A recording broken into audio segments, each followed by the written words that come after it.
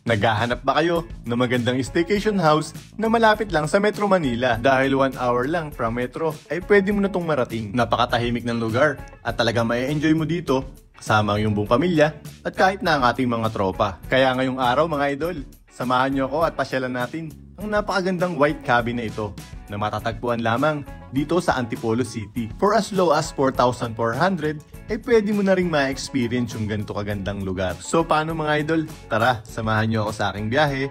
Mula nga sa Binangonan ay bumiyahe kami ng 30 minutes papunta dito sa Antipolo City. White Cabin is located in Town and Country Heights, San Luis, Antipolo. I-type nyo lang sa Google Map or Waze, ay dito na yun mismo nakapin. Tapos pagpasok nyo ng guardhouse, ay meron kayong babayaran na 30 pesos para sa inyong mga dalang sasakyan. Bali, 30 pesos for each car. Tapos niyan, kumanan lang kayo ng konti, ay mararating nyo na ang White Cabin. At ngayon naman mga idol, samahan nyo ako at tingnan natin kung gaano kaganda ang loob nito. Pagpasok ko nga ay talaga namang namangha ako at sobrang ganda ng living area nila. At napakaluwag pa. May strong signal na wifi, kaya kahit manood kayo ng Netflix the whole day ay walang problema. Super confident kung ikaw ay work from home. Kung kayo naman ay may mga kasamang kids, maraming game board dito na pwede nilang paglaruan at pagkalibangan. Paniguradong may enjoy nila. Ipapakita ko naman sa inyo mga idol ang kanilang rooms. Pagbukas ng pinto dito sa ibaba ay may double deck ng bubungad. Tapos naka-fully air condition na rin ang buong room. Kung medyo marami kayo sa kwarto, eh meron silang extra bed.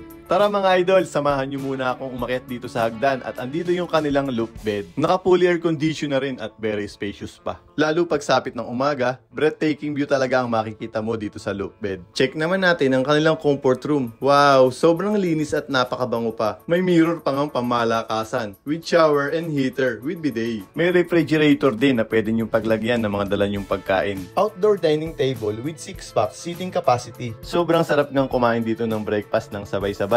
At ito yung view mo, yung kanilang swimming pool. May water dispenser at drinking water. At lahat ng gagamitin nyo sa pagluluto ay andito na sa kanilang outdoor kitchen. Rice cooker, microwave, kaldero, kawali, at marami pang iba. 1 burner gas stove, ice box, may outdoor griller, at talaga namang sisipagin kang magluto dito. Dito naman malapit sa outdoor kitchen, meron silang malinis at maayos na CR. At syempre mga idol, hindi pa dyan natatapos ang ating tour dito sa White Cabin. Aakyat naman tayo sa kanilang roof deck. Dito napakagandang tumambay at sobrang ganda ng tanawin. Lalo na pagsapit ng umaga, napakaganda ng view dito mga idol. Tara na mga idol, samahan nyo naman ako ngayon maligo sa kanilang napaka-cute na swimming pool. Panigurado mag-e-enjoy dito yung ating buong pamilya at lalong-lalo na ang ating mga kids. Meron sila ditong malawak na parking area na kasya ang 2 sedan. Dito sa White Cabin, every corner ay protected ng CCTV camera, kaya very safe ang place. Meron ding kubo na yari sa kawayan at pawid na pwede nyong tambayan habang naka-stay kayo dito sa White Cabin. Para sa ibang impormasyon,